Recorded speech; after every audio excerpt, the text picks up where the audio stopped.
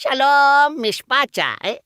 Ako si Rabbi Rich. Ngayon, bubuksan natin ang balumbon ng Mateo at titingnan ang Kabanata 6, mga talata 18. Tatalakayin natin ang isang makapangyarihang gawa ng mga matuwid, ang pag-aayuno.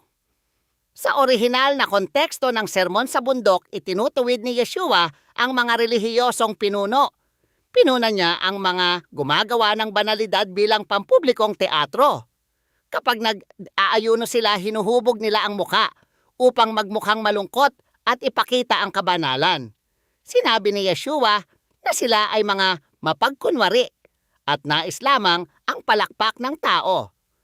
Ngunit mula sa pananaw ng Messianic Jewish tunay na tzedakah ay hindi tungkol sa palabas.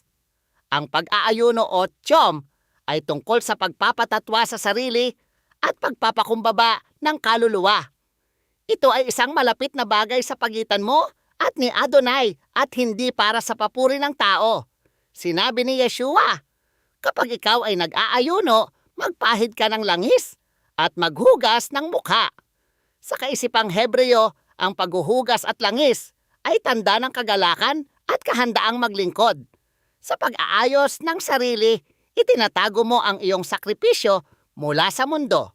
Ang mga kapitbahay at kaibigan ay hindi dapat malaman na ikaw ay nagtatatwa ng laman.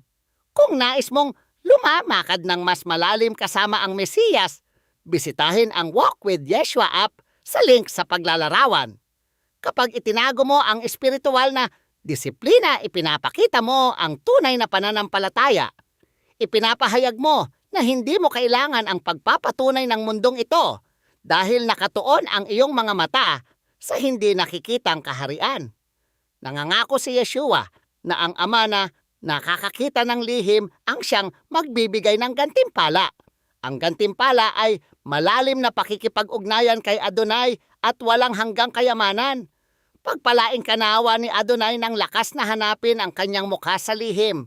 Mabago nawa ang iyong puso ng kanyang presensya at samahan ninyo ako sa susunod na pag-aaral ng salita. Shalom Aleichem!